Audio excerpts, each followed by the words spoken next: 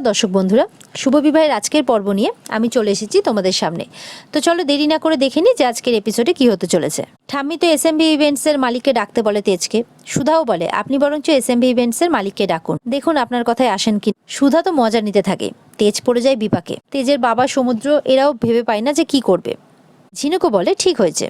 সুধা মনে মনে বলে এবার দেখবো আপনি কি করেন। তেজ মনে মনে ভাবতে থাকে ইচ্ছে করে সুধা আমাকে ফাঁসাচ্ছেন। সুধা তো হাসতে থাকে। ঠাম্মি বলে কি হলো, তুমি দাঁড়িয়ে রইলে যে, যাও এখান থেকে। তখন দেখে হঠাৎ করে কারেন্ট চলে গেছে। সবাই তো অবাক হয়ে যায়, এদিক ওদিক দেখতে চলে যায় যে কি হলো। তেজ তো চিন্তায় পড়ে যায় যে এক্ষুনি তো ওনারা এসে পড়বেন, কি হবে এখন। এদিকে দেখা যাচ্ছে ইমন আর মা হাতে হাত মেলাচ্ছে, তাদের প্ল্যান সাকসেস হয়েছে। ইমন বলে খুব ইচ্ছে ছিল না কম্পিটিশন জিতবার। এবার অন্ধকারের মধ্যে ইমন আর তার মা উল্টোপাল্টা বলতে থাকে আর আনন্দ করতে থাকে। ঠাম্মি যেভাবে ইমনকে অপমান করেছিলেন সেই অপমানের বদলা নিল আজকে ইমন। এরপরে ইমন আর ইমনের মা আওয়াজ পায় কারা যেন এদিকে আসছে। তখন তারা লুকিয়ে পড়ে। সমুদ্র আর ঝিনুক আসে সেখানে। এসে দেখে যে কিছু তো ফল্ট হয়েছে, এখানে কেউ তারটা কেটে দিয়ে গেছে। ঝিনুক ছায়াও দেখতে পায় ইমন আর ইমনের মায়ের, কিন্তু বুঝতে পারে না কে কে বলে চিৎকার করে, কিন্তু কাউকে দেখতে পায় না। ঝিনুক বলে আমি এতটা তো ভুল দেখবো না, কেউ এখানে নিশ্চয়ই ছিল। তেজ সমুদ্রকে ফোন করে, কি হলো কিছু বুঝতে পারছিস? তখন সমুদ্র বলে কিছু তো বুঝতে পারছি না। তেজ বলে যা করার তাড়াতাড়ি কর, যে কোনো মুহূর্তে জাজেসরা চলে আসবে। ঝিনুক তখন সমুদ্রকে ফোনটা স্পিকারে রাখতে বলে। ঝিনুক বলে জামাইবাবু এখানে তো মনে হচ্ছে কেউ মেন লাইনটা কেটে দিয়েছে।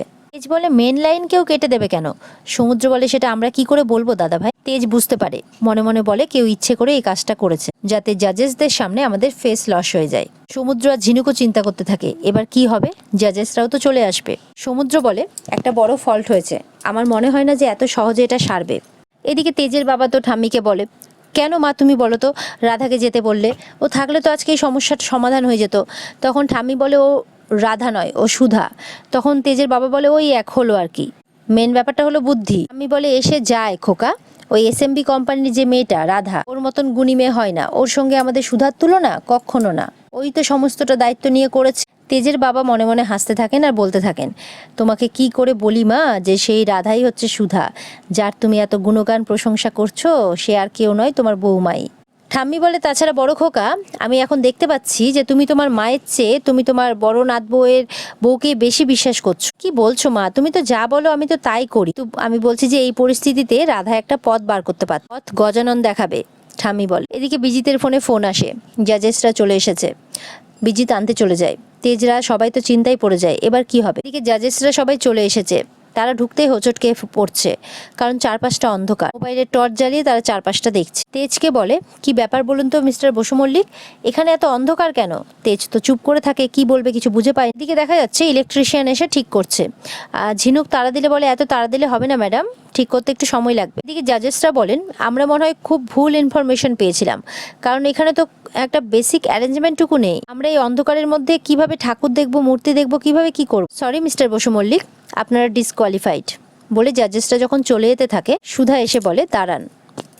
সুধা হাতে প্রদীপ নিয়ে চলে আসে জাজেসদের সামনে, আর ঠাকুরের সামনে যে পর্দাটা ছিল সেই পর্দাটা সরিয়ে দেয়। ঠাকুরের মুখ দুজনে পাখা দিয়ে ঢেকে রেখেছে। প্রদীপ জ্বালিয়ে আরতি করতে থাকে, সঙ্গে আরও অনেক রকমের আগুন জ্বালানো হয়। জাজেসরা দেখে খুব খুশি হয়ে যান, খুব প্রশংসা করেন। আরতি করতে থাকে সুধা, সঙ্গে তেজও। এদিকে ঠাম্মি বলে এ কি, আমি যে এই মেয়েটাকে বাড়ি চলে যেতে বলেছিলাম।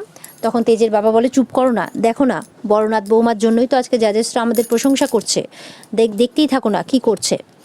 তখন জাজেসরা বলে এত সুন্দর অ্যারেঞ্জমেন্ট, আমরা তো বুঝতেই পারিনি যে এই অন্ধকার থাকাটাও এই অ্যারেঞ্জমেন্টের একটা অংশ হতে পারে।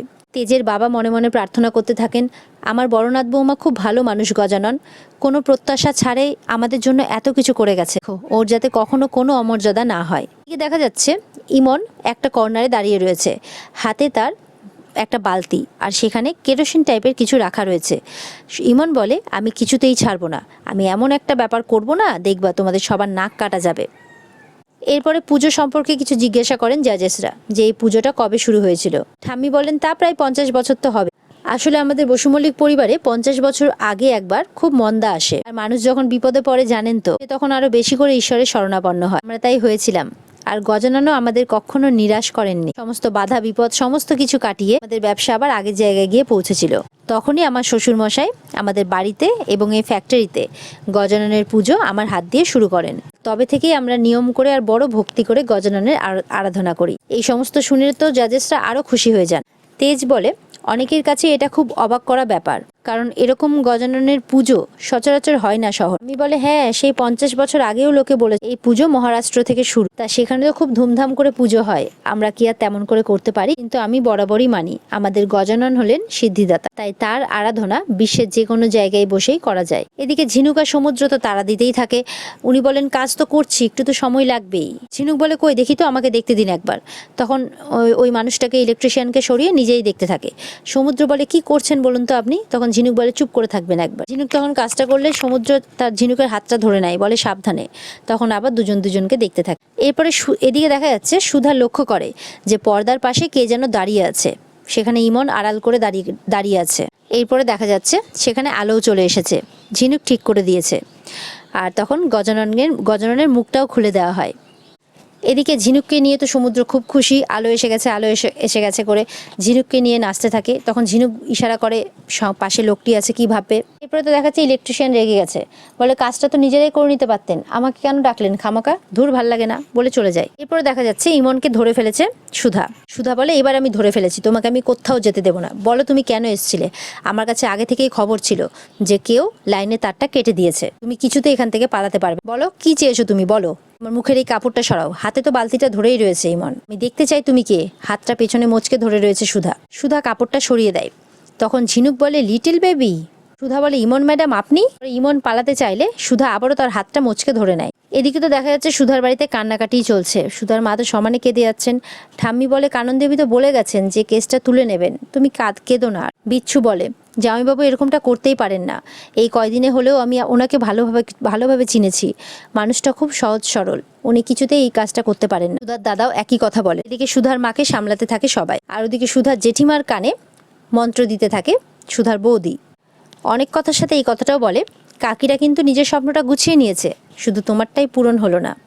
জেঠিমা তখন বলে, হতেই হবে বৌমা, সুধাকে আমি ওই বাড়িতে বউ করে কেন পাঠিয়েছিলাম জানো? তার কারণ যাতে আমিও আমার মেয়েকে ওই বাড়ির বউ করতে পারি, যেভাবেই হোক এটাকে আমি করেই ছাড়বো। এদিকে দেখা যাচ্ছে ইমন পালানোর চেষ্টা করলে ঝিনুক, সমুদ্র আর সুধা মিলে ঘিরে ফেলে ইমনকে। ঝিনুক বলে, কোথায় যাবে লিটল বেবি?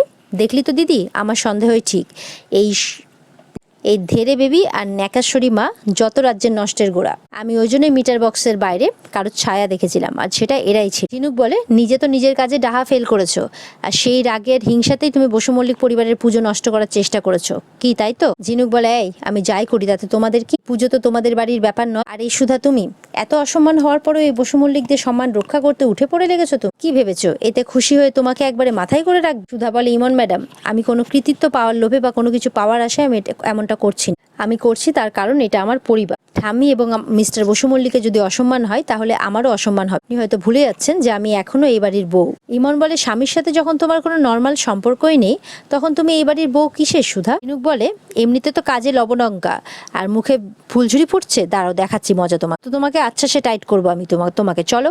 ঝিনুক আর সুধা মিলে নিয়ে যাই ইমনকে। ইমন বলে, ছাড়ো আমাকে। সুধা বলে, কোনো প্রশ্নই ওঠে না ছাড়ার, এক্ষুনি গিয়ে সবাইকে সব সত্যি বলে দেবো, চলো। ঝিনুক বলে, না রে দিদি, তাহলে তো মজা আসবে না কোনো, দাঁড়া আমি কোনো একটা ব্যবস্থা করছি। লিটিল বেবির মা আড়াল থেকে দেখে তো চমকে যায় যে কি হচ্ছে, আর নিজে লুকিয়ে পড়ে। ঝিনুক বলে, কিছু করবো না তো, তোমার এই চাঁদ বদন মুখের হালকা একটু মেকআপ কর। এরপরে ইমন যেই বালতির জলটা এনেছিল, কালো জল, সেই জলটা ঝিনুক তার হাতে তোলে, সেই জলটা ইমনের মাথা থেকে ঢেলে দেয় ঝিনুক। এটা দেখে তো সবাই খুব খুশি হয়ে যায়। ইমনের মা ওদিক থেকে ভাবে, যাক বাবা, আমার গায়ে লাগেনি। ঝিনুক বলে, তোমার আনা কালি আজকে তোমার গায়েই মাখলো। এদিকে লিটিল বেবির মা বলে, I am so sorry baby, আমি তোমাকে বাঁচাতে পারলাম না বেবি, তোমাকে বাঁচাতে গেলে ওরা আমারও সেম অবস্থা করে, স্কিন খারাপ হয়ে যাবে বেবি। সুধা বলে, তুমি আমাদের গজাননের মুখে কালি দিয়ে সবকিছু নষ্ট করে দিতে চেয়েছিলে তাই না, যাতে জাজেসদের কাছে বসু মল্লিক পরিবারের আর সুধার অসম্মান হয়, কিন্তু সুধা এটা কখনোই হতে দেবে না। আর এখানে আজকের পর্ব শেষ হয়ে যায়। তো বন্ধুরা, পর্ব যদি ভালো লেগে থাকে অবশ্যই লাইক, কমেন্ট আর সাবস্ক্রাইব করে দেবে। দেখা হচ্ছে তোমাদের সাথে শুভ বিবাহের এক নতুন পর্ব নিয়ে, ততক্ষণ সবাই ভালো থাকবে, টাটা।